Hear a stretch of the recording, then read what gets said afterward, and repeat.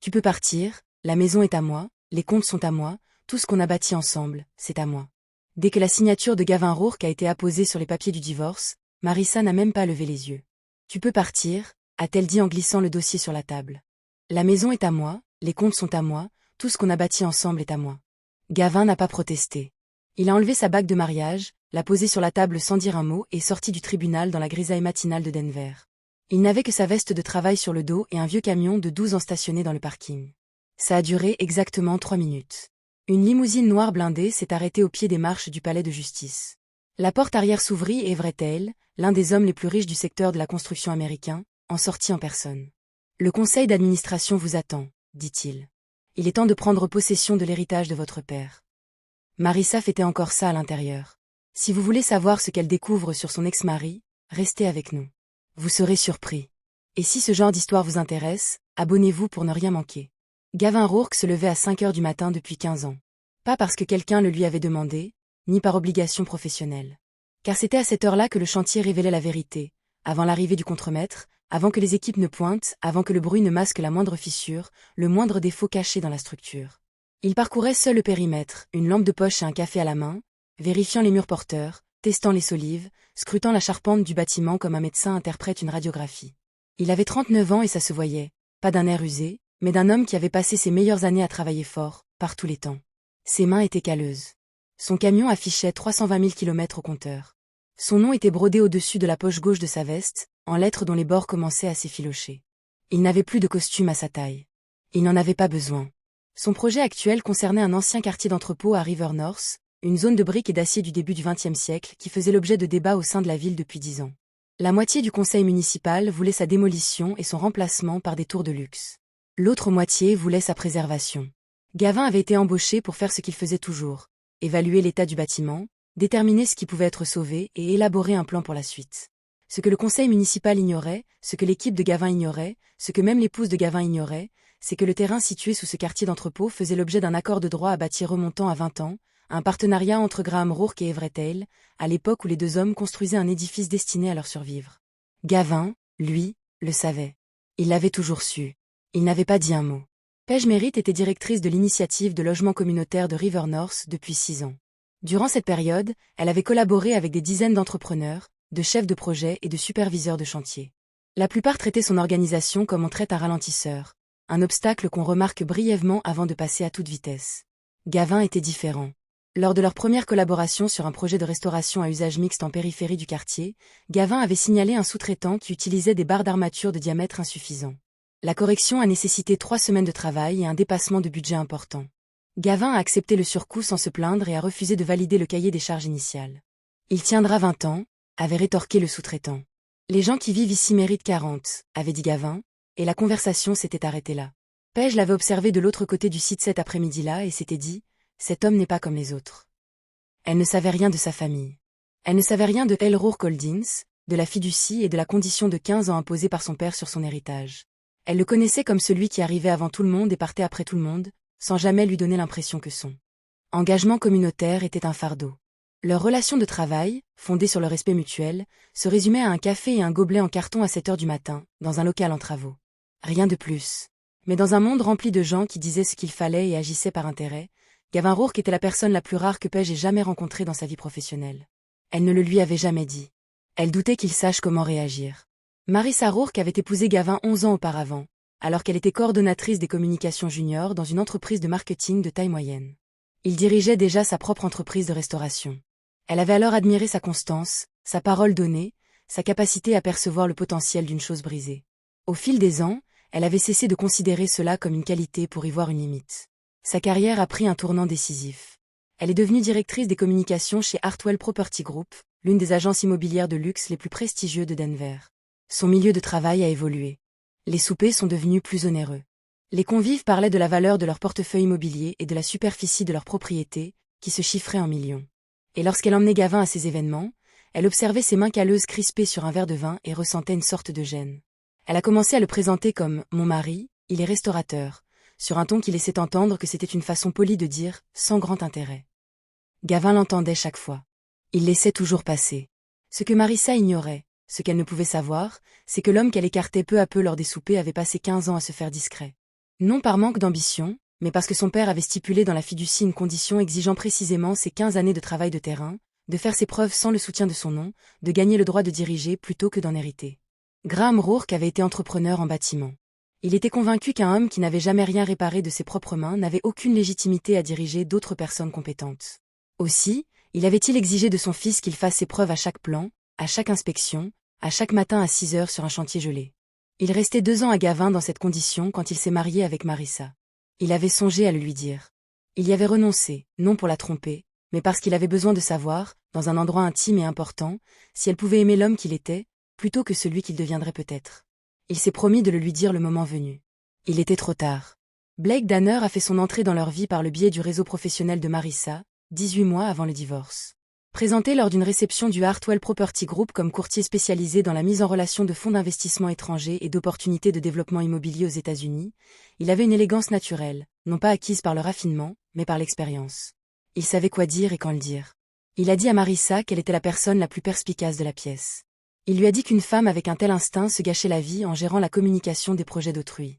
Il lui a dit que Gavin la freinait. Il le lui a répété avec précaution pendant plusieurs mois, comme un expert démonte un mur porteur pièce par pièce, de sorte que la structure semble tenir jusqu'à ce qu'elle s'effondre soudainement. Ce que Blake n'a pas dit à Marissa, ce qu'il a pris soin de ne jamais laisser transparaître, c'est que son intérêt pour elle avait une origine précise et pragmatique. Par l'intermédiaire d'un contact dans une société de titres fonciers, il avait découvert que la signature figurant sur l'accord relatif au droit de développement de River North appartenait à un certain Gavin Rourke. Il avait vérifié ce nom auprès de l'entrepreneur en restauration et avait supposé qu'il s'agissait d'une simple formalité administrative, la signature d'un petit exploitant ayant apposé sa signature des années auparavant sans en comprendre la portée. Il lui fallait faire transférer cette signature. Le moyen le plus rapide d'accéder au dossier de Gavin Rourke était de passer par sa femme. Marissa l'ignorait. Elle pensait que Blake l'avait vue. Elle pensait qu'il la comprenait d'une manière que Gavin ne comprenait plus. Le premier signe est apparu un mardi soir de février. Marissa a déposé un dossier de documents sur la table de la cuisine et a demandé à Gavin de les signer. Elle a expliqué qu'ils étaient en train de refinancer leur maison, que leur courtier avait trouvé un meilleur taux et que l'occasion se présentait de se présenter. Gavin a pris le dossier. Il le lut lentement, comme toujours, en commençant par un coin et en allant vers l'extérieur, cherchant ce qui clochait. Le numéro de parcelle indiqué à la 3e page était erroné. Il ne s'agissait pas de la parcelle de leur maison, mais d'un identificateur foncier de River North. Il en reconnut un tout de suite, car il avait vu le même numéro dans les dossiers d'un projet pendant 8 mois. Il a posé le dossier et a dit à Marissa qu'il l'examinerait le lendemain matin. Ce soir-là, il photographia chaque page et les envoya à sa sœur. Corinne Rourke était enquêtrice financière à Chicago. Brillante et méticuleuse, elle était incapable, de nature, d'adoucir les mauvaises nouvelles. Quand elle a rappelé Gavin le lendemain matin, sa voix était monocorde, comme lorsqu'elle maîtrisait la situation. 2 de vos signatures, figurant dans nos dossiers, ont été numérisées, m'a-t-elle expliqué. Elles ont été extraites d'anciens contrats et reproduites. La personne qui a effectué cette opération a été méticuleuse, mais pas suffisamment. La résolution de l'encre est différente de celle de l'original. De plus, il y a des métadonnées associées à ces documents que je veux suivre. Combien de temps ça te prend? Donne-moi 1 semaine. 2, dit Gavin. N'agissez pas tant que j'ai pas tous les éléments en main. Il est allé travailler. Après ça, il a regardé Marissa avec plus d'attention. Ce qui installa en lui une froideur et une certitude inébranlables, c'était ceci. Elle avait commencé à poser des questions sur le projet River North. Pas par véritable curiosité, mais comme on s'interroge sur quelque chose qu'on connaît déjà en faisant semblant de le découvrir, des petites questions à table sur les échéanciers, des remarques désinvoltes sur la valeur du terrain. Elle soufflait des informations à quelqu'un sans se douter qu'il était au courant. Il a créé un fichier distinct sur un autre appareil et attendit. Le rapport de Corinne est arrivé un vendredi. Il a confirmé les soupçons de Gavin et a apporté des éléments qu'il n'avait pas anticipés. Les signatures reproduites figuraient sur 2 documents. Marissa avait accédé au classeur verrouillé du bureau de Gavin à domicile au moins 4 fois au cours des 6 dernières semaines. Et de plus, les documents étaient liés à une société de portefeuille dont l'origine remontait, par le biais d'une chaîne de SARL intermédiaire, jusqu'à un véhicule d'investissement associé à Blake Danner. Gavin resta longtemps assis sur le rapport, puis le rangea. Marissa a demandé le divorce 3 semaines plus tard. Elle s'est présentée à la conversation accompagnée d'un avocat et munie d'une liste. Elle voulait la maison, les économies communes, un pourcentage des profits futurs de l'entreprise de restauration. Elle avait présenté les choses à son avocat comme une affaire simple. Un long mariage, des carrières divergentes, des différends irréconciliables. Elle n'avait pas mentionné les documents. La séance de médiation a duré 2 heures. L'avocate de Gavin, Carol Brentwood, parlait peu et écrivait beaucoup. À un moment donné, Marissa a regardé Gavin en face d'elle et a dit ce qu'elle avait préparé. Blake m'attend dehors, il m'emmène souper ce soir. Elle a laissé ces mots résonner en elle. Un homme qui répare les murs brisés des autres ne peut pas m'offrir l'avenir que je mérite, Gavin. Tu n'aurais jamais pu. Gavin la regardait longuement. Puis il prit le stylo, signa l'entente de divorce, retira son alliance et la posa sur la table entre eux. Il s'est levé, a discrètement remercié Carol Brentwood et est sorti de la pièce. Il ne se retourna pas. Les marches du palais de justice étaient froides. Denver, début avril, conservait encore les stigmates de l'hiver le matin, et Gavin, vêtu de sa veste de travail, les mains dans les poches, attendait là depuis environ 3 minutes lorsque la limousine apparut. Elle tourna lentement au coin de la rue, un véhicule noir à l'allure et au poids particulier, qui semblait ne jamais se presser. La voiture s'est arrêtée en bas des marches. La porte arrière s'ouvrit et Everett Hale en sortit. Everett avait 71 ans et se déplaçait avec la prestance d'un homme qui avait bien mérité chaque année de sa vie. Il était le plus proche ami et associé de Graham Rourke pendant 40 ans. Depuis le décès de Graham, il gérait le patrimoine de Gavin, observant discrètement, comme convenu, tandis que Gavin passait 15 ans à se préparer à l'avenir qui l'attendait. « Je suis désolé pour ce mariage », a dit Everett. Il le pensait vraiment. « Ne t'en fais pas », dit Gavin. Il le pensait aussi. La condition est remplie, 15 ans documentés et vérifiés. Le conseil a été informé. Everett a gardé la portière de la voiture ouverte. Et il y a autre chose que vous devez savoir, quelque chose qui ne peut attendre. Gavin a jeté un dernier coup d'œil au palais de justice. À l'intérieur, Marissa signait ses propres papiers, calculant déjà le montant de sa victoire. Il s'est retourné vers Everett. « Avertis-moi en chemin », a dit Gavin, et il est monté dans la voiture. L'immeuble de Hale Rourke Holdings occupait les 4 derniers étages d'une tour de verre sur la 17e rue. Il ressemblait exactement à l'endroit où se prenaient des décisions qui affectaient des milliers de personnes qui n'y mettraient jamais les pieds. Gavin est monté dans l'ascenseur, toujours vêtu de sa veste de travail. Il avait songé à demander à Everett de s'arrêter quelque part pour qu'il puisse se changer. Puis il y renonça. Si le conseil d'administration devait avoir un problème avec lui, il préférait qu'il le découvre immédiatement et honnêtement plutôt que plus tard, quand il serait plus difficile d'y remédier. Everett avait profité de l'occasion pour expliquer la situation. Un groupe d'investisseurs, opérant par le biais d'un réseau de sociétés écrans, avait discrètement accumulé des actions Hale Rourke au cours des 14 derniers mois. Leur objectif était le projet River North, non pas pour le développer de manière responsable, mais pour s'emparer des droits de construction, démolir les bâtiments existants et ériger un complexe résidentiel de luxe qui absorberait l'un des derniers quartiers de logements abordables de Denver. Le projet auquel le père de Gavin s'était engagé envers la communauté il y a 20 ans serait ainsi anéanti. Au cœur de ce réseau d'acquisition se trouvait Blake Danner. Gavin avait écouté sans exprimer la moindre émotion. Il s'en doutait déjà. Le rapport de Corinne avait permis de remonter assez loin dans la piste des documents pour en discerner les grandes lignes. Mais entendre la confirmation, entendre le nom de Blake y être directement associé, a donné une autre dimension à la chose. Il pensait que vous n'étiez qu'une simple note de bas de page sur un document, a dit Everett, une signature apposée à un petit opérateur. Il n'avait aucune idée de qui vous étiez vraiment. Et Marissa. Everett resta silencieux un instant. Elle lui avait donné accès. S'il comprenait pleinement ses intentions, je ne saurais vous le dire. Gavin hocha la tête une fois et ne dit plus rien pendant le reste du trajet. La salle de réunion contenait 12 personnes. Plusieurs d'entre elles regardèrent la veste de Gavin comme on regarde un mot inconnu, avec l'expression brève et prudente de quelqu'un qui hésite à avouer sa confusion. Everett l'a présenté officiellement. Gavin Rourke, actionnaire à 34%, fils de Graham Rourke et héritier légitime du siège des Rourke au conseil d'administration. Un homme du nom de Foster Price, aux cheveux argentés, issu d'une famille aisée depuis 3 générations. Le premier membre du conseil d'administration, qui n'avait jamais rien inspecté de sa vie, a pris la parole. « Je respecte les conditions de la fiducie de Graham », a déclaré Foster, « mais je tiens à être direct. Nous sommes en pleine tentative d'acquisition hostile. Ce qu'il nous faut à cette table, c'est quelqu'un qui s'y connaît en gouvernance d'entreprise. Alors, nous avons… » Il a jeté un coup d'œil aux lettres délavées sur la poche de Gavin, un contremaître de chantier. « Contremaître », dit Gavin. « Excusez-moi, je suis contremaître. Un superviseur s'occupe des démarches administratives. Un contremaître gère le chantier et tous ceux qui y travaillent. » Gavin s'est penché en avant. « Je gère le site de River North depuis 8 mois. Je connais chaque élément porteur de ces bâtiments, chaque servitude d'accès, chaque raccordement aux infrastructures qui justifie la valeur de ce terrain. Si Blake Danner veut obtenir ses droits de développement, c'est pour la même raison que mon père les a demandés il y a 20 ans. Car celui qui contrôle le corridor de transport sous ce quartier contrôle la chaîne d'approvisionnement d'un tiers des nouveaux développements de cette ville. » Il a regardé Foster droit dans les yeux. « Dites-moi quelle expérience en gouvernance d'entreprise peut expliquer cela. » Foster n'a pas répondu. La rencontre se poursuivit. Moins de 48 heures plus tard, l'affaire a pris une tournure inattendue. Un média financier a rapporté que Gavin Rourke, récemment devenu actionnaire majoritaire de Hale Rourke Holdings, avait dissimulé des actifs lors de sa procédure de divorce. Marissa n'a pas nié avoir parlé à un journaliste. Elle est allée plus loin. Elle a fait une brève déclaration à 2 chaînes d'information locales, décrivant un mariage marqué par le secret, la distance émotionnelle et un mari qui lui avait délibérément caché sa situation financière, alors qu'elle croyait bâtir une vie modeste ensemble. Je lui ai tout donné, a-t-elle déclaré devant la caméra, d'une voix calme et précise. Et pendant tout ce temps, il me cachait quelque chose qui aurait tout changé. Les commentaires se sont rapidement multipliés. Les gens qui ne les avaient jamais rencontrés ont porté des jugements avec une confiance absolue. Gavin a regardé un reportage sur son téléphone, sur le chantier, debout près d'une pile de briques récupérées, au petit matin. Puis il a remis son téléphone dans sa poche et est retourné travailler. Il aurait pu publier immédiatement les conclusions de Corinne et en finir. Mais Corinne l'avait averti. Si Blake apprenait l'existence de l'enquête, il s'emploierait à détruire les preuves matérielles et à accélérer le processus. Il n'avait qu'une seule chance de bien faire les choses. Divulguer l'information trop tôt leur aurait coûté cette opportunité. Gavin a donc gardé le silence pendant que le public se forgeait une image de lui totalement éloignée de la vérité.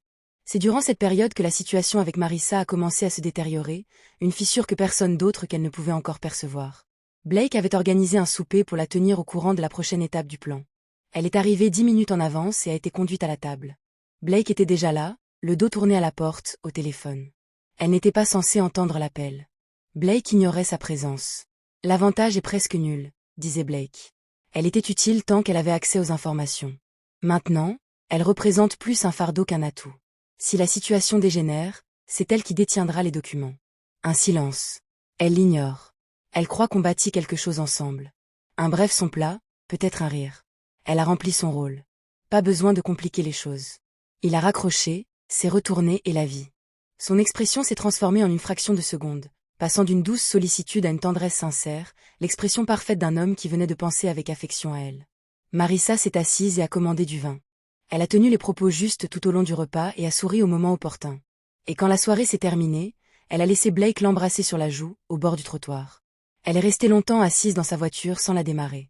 Au fond d'elle, elle se doutait bien que Blake n'était pas tout à fait celui qu'il prétendait être, mais elle n'avait pas imaginé cela. Elle lui avait donné accès au dossier de Gavin. Elle avait signé des documents qu'elle n'avait pas lus attentivement. Elle était passée à la télé et avait décrit son mariage comme une supercherie. Et pendant tout ce temps, elle s'était convaincue d'être la victime. Un outil qui avait rempli son rôle, certes, mais elle n'était pas prête à agir en fonction de ce qu'elle savait. La peur l'emportait encore sur la lucidité. Mais quelque chose avait changé en elle, discrètement et définitivement. Elle ne parvenait plus à retrouver la personne qu'elle était devenue, celle qui avait cru que Blake Danner lui offrait une vie meilleure. Blake a réagi plus vite que prévu. Il a diffusé un extrait audio, partiellement modifié, où la voix de Gavin semblait reconnaître l'importance de séparer les informations financières des biens matrimoniaux. La vidéo était authentique comme une photographie du ciel, techniquement exacte dans ses composantes, mais totalement mensongère dans ce qu'elle omettait. Il a également approché un membre du conseil d'administration nommé Raymond Cole, un homme dont la loyauté avait toujours été à la disposition du plus offrant, discrètement positionné dans l'entourage de Blake depuis des mois. Les documents suggèrent que la présence continue de Gavin au conseil d'administration constitue un conflit d'intérêts, compte tenu de la procédure de divorce en cours. Cole a déposé une motion officielle visant à suspendre les droits de vote de Gavin en attendant une enquête indépendante. Foster Price a voté en faveur de la suspension, non pas parce que Blake l'avait acheté, mais parce qu'il doutait encore sincèrement qu'un contremaître ait sa place au conseil d'administration. Il s'était trompé au sujet de Gavin, mais il avait été honnête quant à ses raisons. Raymond Cole a voté de la même manière, mais pour des raisons complètement différentes. La motion a été adoptée par 7 voix contre 5. Le droit de vote de Gavin a été suspendu. 2 jours plus tard, Marissa est réapparue à la télévision. Cette fois, elle est allée plus loin que lors de la première interview. Elle a décrit des scènes précises de leur mariage. Gavin qui travaillait tard, Gavin distant, Gavin qui refusait de parler de l'avenir. Chaque détail, pris individuellement, était exact. Chacun était agencé de manière à faire passer sa discipline pour de la froideur, sa prudence pour de la duplicité, sa patience pour de l'indifférence. C'était une attaque plus efficace que l'enregistrement audio, car elle émanait de quelqu'un qui l'avait réellement connu. Après la diffusion du premier segment, les personnes qui avaient défendu Gavin en ligne ont commencé à hésiter. Un journaliste couvrant l'affaire El Rourke a publié un article intitulé « L'homme derrière l'héritage », que savait réellement la femme de Gavin Rourke. L'article a été largement diffusé avant midi. Dario Sullivan, le journaliste qui a écrit l'article, l'a formulé comme une question plutôt qu'un verdict. Mais le résultat était le même. Le public avait maintenant un récit, et c'était le mauvais. Gavin a lu l'article sur le site de River North, assis sur un tas de bois dans la pénombre, et a rangé son téléphone.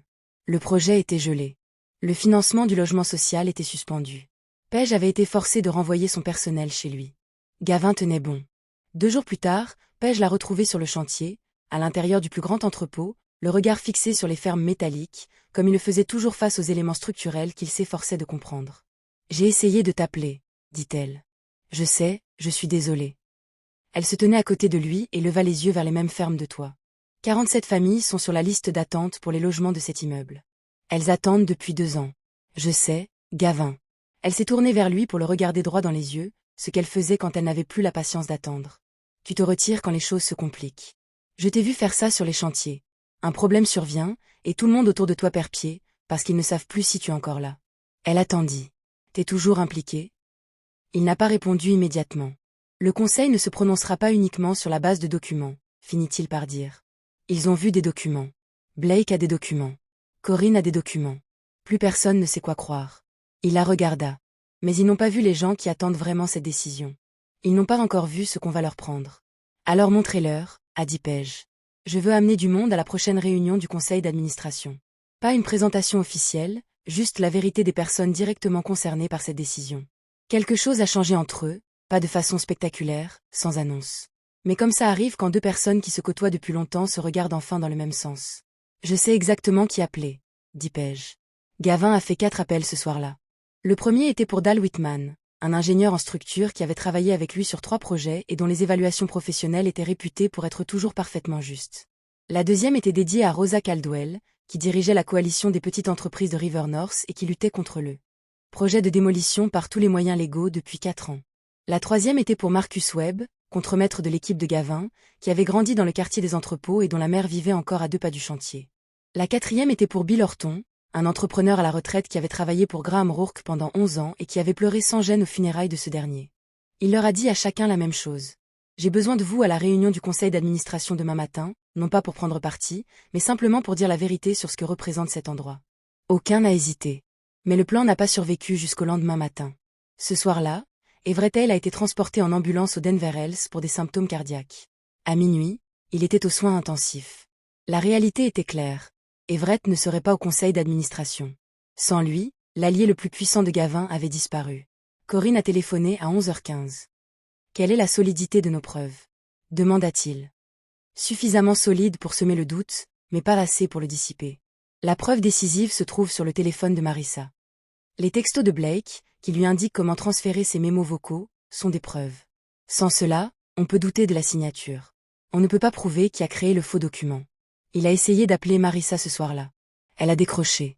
« J'ai besoin du téléphone, » a-t-il dit. « Si je te le donne, qu'est-ce qui va m'arriver? Je ne peux pas te promettre que rien n'arrivera, Marissa. Ce n'est pas ma décision seule. Alors je ne peux pas te le donner, » conclut-elle en raccrochant. La réunion du conseil d'administration s'est ouverte à 9h sans Everett. Blake a présenté l'acte de transfert, celui portant la signature reproduite, comme preuve que Gavin avait accepté, plusieurs mois auparavant, de renoncer au droit de développement en échange d'une entente à l'amiable. Raymond Cole a immédiatement proposé d'accepter le document et de procéder au transfert de la supervision du projet au groupe d'investissement de Blake. Gavin a demandé la parole. Foster a regardé sa montre. « Votre droit de vote est suspendu. Vous êtes ici en tant qu'observateur. » « Alors j'observe, » a dit Gavin, et il s'est rassis pour écouter Blake exposer ses arguments avec l'assurance particulière de celui qui se croit déjà vainqueur. Lorsque le vote officiel a été annoncé, le résultat n'a pas été en faveur de Gavin. Il a été démis de ses fonctions de supervision du projet River North. Le groupe de Blake s'est vu confier la gestion administrative temporaire en attendant un examen de 60 jours. Le financement du logement social a été officiellement suspendu. Un représentant de la banque, joint par téléconférence, a indiqué que l'établissement entamerait une procédure de rappel de prêt si le différend restait irrésolu dans les 24 heures. Gavin s'est levé, boutonna sa veste et sortit. Il est descendu les 12 étages jusqu'au hall, a franchi la porte tambour et s'est retrouvé dans l'air gris d'avril. Il a traversé la rue et a continué à marcher jusqu'à ce qu'il arrive à l'endroit où il se retrouvait toujours quand il avait besoin de réfléchir, à River North. Le site était fermé à clé. Un avis était affiché sur le portail. Il se tenait à l'extérieur du grillage et regardait l'entrepôt à travers celui-ci, les fermes métalliques visibles par les fenêtres supérieures. Le bâtiment qu'il avait passé 8 mois à explorer de fond en comble. Il avait reçu l'héritage de son père un lundi matin. C'était jeudi après-midi et c'était déjà parti. Gavin est resté longtemps devant le portail barré à clé. Le froid s'infiltrait sous sa veste. Derrière le grillage, un morceau d'échafaudage mal fixé claquait contre un mur de briques sous l'effet du vent. Un petit bruit répétitif dans le calme de cet après-midi. Il avait entendu pour la première fois 8 mois plus tôt, le matin de son arrivée pour commencer l'évaluation. Il avait pris note de le mettre en sécurité. Il ne l'a jamais fait. Les petites choses, celle qui reste gravée en vous. Il entendit des pas sur le béton derrière lui et ne se retourna pas. Je me doutais bien que tu viendrais ici, a dit Paige. Je n'avais nulle part ailleurs où aller qui ait du sens. Elle se tenait à côté de lui et regardait l'édifice à travers la clôture. Ils sont restés silencieux un instant. 47 familles, dit-il. 47 familles, confirma-t-elle. L'échafaudage. Grinça. Tu m'as dit que j'avais érigé un mur dans le silence, dit Gavin, que je reculais et que j'entraînais tout le monde avec moi. J'ai dit, t'avais raison. Il s'est tourné vers elle. Je fais ça depuis toujours. Je croyais que c'était de la discipline. Je pensais protéger les choses, l'enquête, l'affaire, les personnes impliquées. Mais en réalité, j'ai utilisé le silence comme refuge pour échapper aux conséquences de ma propre visibilité.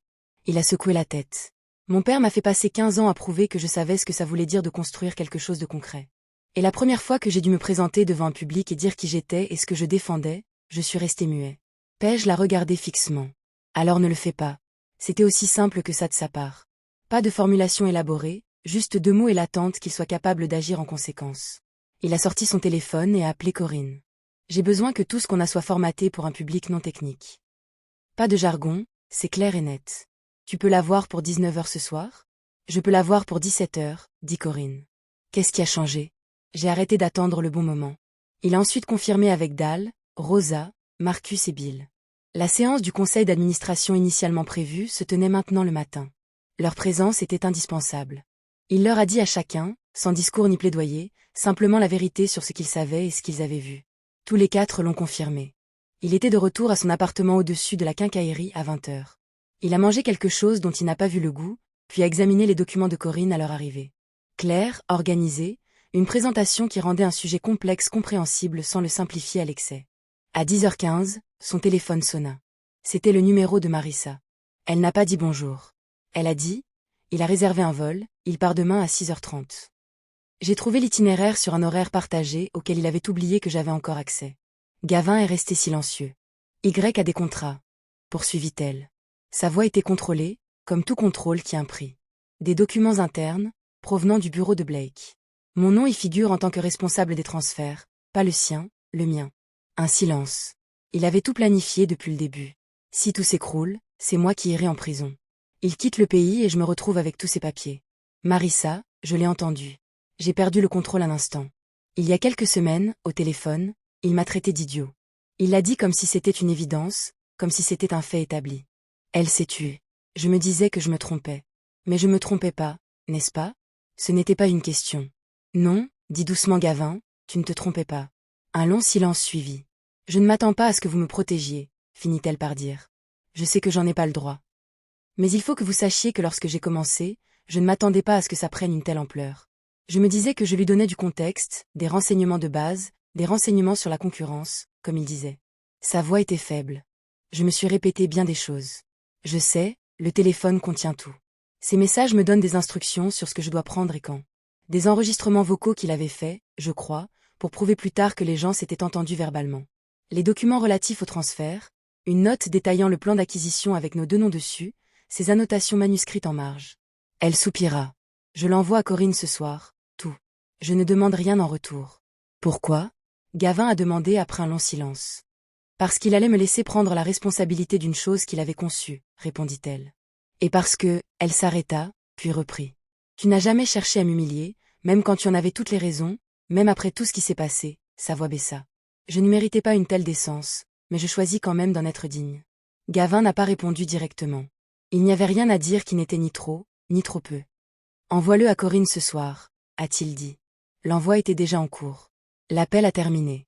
Il est resté assis un moment à la table près de la fenêtre, sans penser à rien en particulier, laissant simplement la soirée s'installer. Le conseil s'est réuni de nouveau à 9h. Gavin avait demandé une séance d'urgence. En raison de nouveaux éléments de preuve. Foster Price s'y était opposé. 3 autres membres du conseil d'administration ont rejeté sa décision pour des raisons de procédure. Les règlements prévoyaient une nouvelle réunion si des preuves de fraude étaient présentées dans les 48 heures suivant la décision. Avant que Corinne puisse commencer sa présentation, Gavin se leva. Avant d'examiner les documents, dit-il, j'aimerais que vous entendiez 4 personnes. Foster a jeté un coup d'œil à sa montre. Il s'agit d'une réunion du conseil d'administration, pas d'une réunion publique. C'est aussi une décision qui déterminera l'avenir du quartier, a ajouté Gavin. Donnez-leur 5 minutes chacun. Vous aurez alors tous les éléments nécessaires pour voter. Un silence, Un signe de tête du président du conseil. Dal Whitman a pris la parole en premier. Il a présenté son évaluation structurelle et a clairement expliqué que les entrepôts de River North étaient parmi les bâtiments industriels du milieu du XXe siècle les mieux conservés de la ville. Leur démolition coûterait plus cher en dépollution qu'en restauration. Les conserver n'était pas un choix sentimental, mais un choix économiquement rationnel. Rosa Caldwell a suivi son exemple. Elle n'a pas utilisé de diapositive. Elle a lu une liste de 47 noms, chacun représentant une famille sur la liste d'attente pour un logement social, avec le nombre d'années d'attente et le quartier où elle résidait. Elle a pris 12 minutes. Personne ne l'a interrompue. Marcus Webb a ensuite pris la parole, brièvement. Il a expliqué que sa mère avait vécu sur Walnut Street pendant 31 ans, à 2 rues du site. Il a ajouté que le quartier avait déjà perdu 2 épiceries, un dispensaire et un centre récréatif au cours des 10 dernières années. Il a dit que si les entrepôts étaient démolis et que les tours étaient construites, elle n'aurait plus les moyens de rester. Il a ajouté: mon père a coulé une partie de ses fondations. L'immeuble est toujours debout. Ce n'est pas un hasard. Bill Horton a parlé en dernier. C'était un homme imposant d'une 60aine d'années, d'allure décontractée, comme quelqu'un qui n'avait plus rien à prouver. Graham a dit un jour, selon Bill, que le pire qu'un constructeur puisse faire, c'est de bâtir un édifice qui ne profite qu'aux personnes déjà fortunées. Il a ajouté que ce n'est pas de la construction, c'est de la décoration. Il a lentement parcouru la pièce du regard. Je ne sais pas ce que contiennent vos documents. Je sais ce qu'il comptait faire avec ce terrain. Et je sais que s'il était assis dans cette pièce en ce moment, il reconnaîtrait une seule personne à cette table. Il a regardé Gavin droit dans les yeux. Puis il s'assit. Corinne a ensuite pris la parole. Elle a affiché côte à côte 2 versions de la signature de Gavin à l'écran, l'une provenant d'un contrat authentifié vieux de 6 ans, l'autre du document de transfert contesté, et a mis en évidence 3 différences. La pression exercée sur le stylo au moment du dernier trait, l'angle du R d'Enrourk et la façon dont l'encre s'est accumulée au début du jet. Pas besoin d'être un expert en écriture pour le constater, a-t-elle déclaré. Il suffit d'être attentif.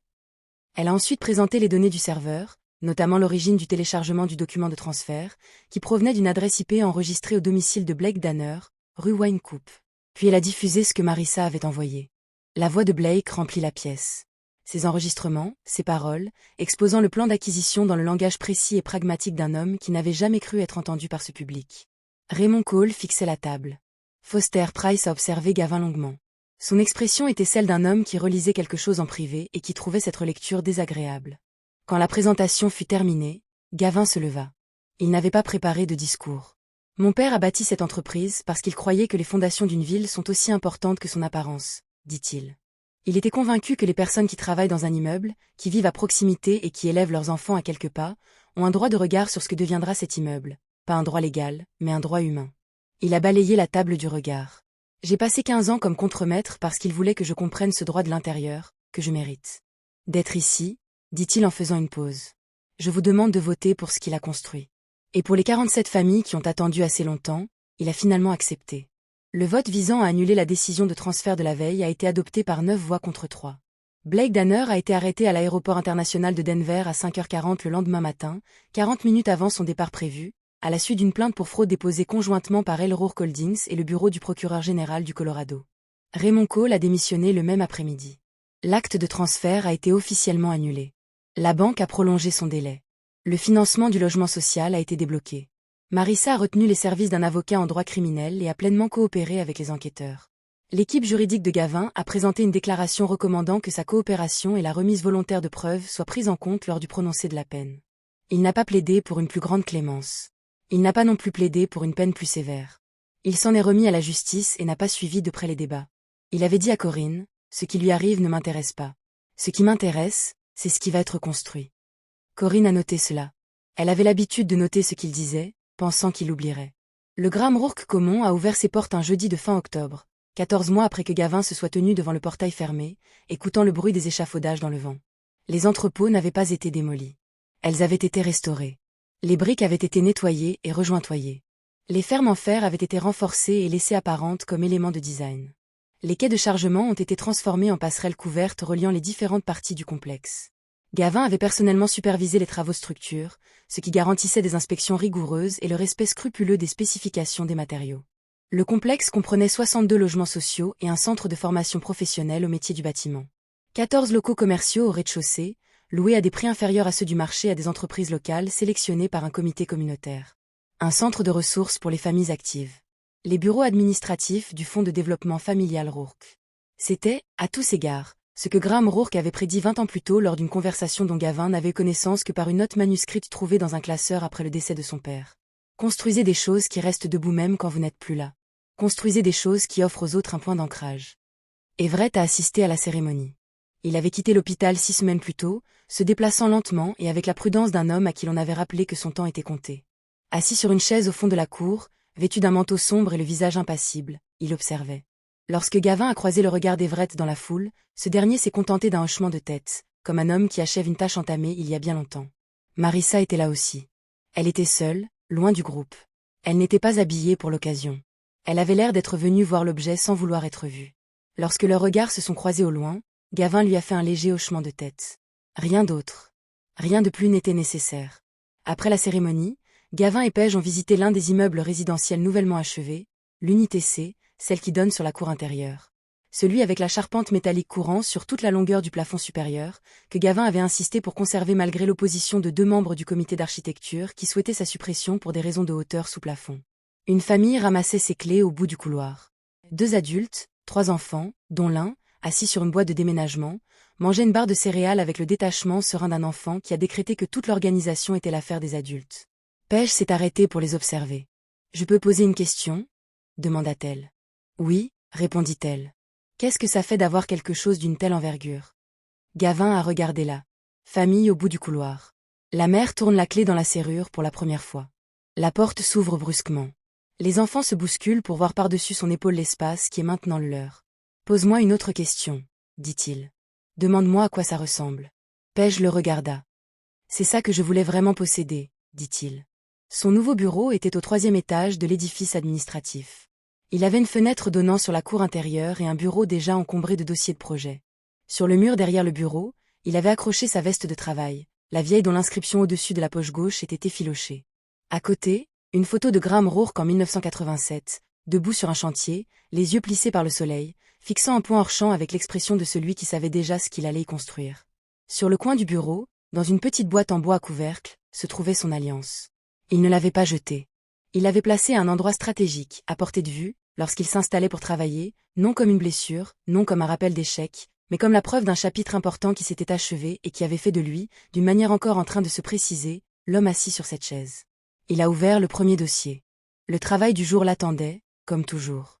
Il s'est mis au travail. Gavin Rourke n'a pas gagné par magie. Il a gagné parce qu'il a passé 15 ans à mériter ce titre. Et quand tout lui a été arraché en un seul après-midi, il a choisi de se relever une fois plus. Il y a là quelque chose qui mérite réflexion. Nous avons tous, à un moment ou un autre, été sous-estimés. On est tous restés silencieux quand on aurait dû parler, ou on a hésité à s'exprimer quand le prix à payer pour être sous les projecteurs nous semblait trop élevé. Nous avons tous aimé quelqu'un qui ne nous comprenait pas vraiment et avons dû, au milieu de cette désolation, reconstruire notre relation. Ceux qui nous sous-estiment sont souvent ceux qui confondent constance et faiblesse. Ils prennent la patience pour de la passivité, la loyauté pour un manque d'ambition. Ils s'en vont convaincus d'avoir gagné. Mais ils laissent derrière eux le travail que nous poursuivons, les constructions que nous continuons d'édifier, qui nous appartiennent.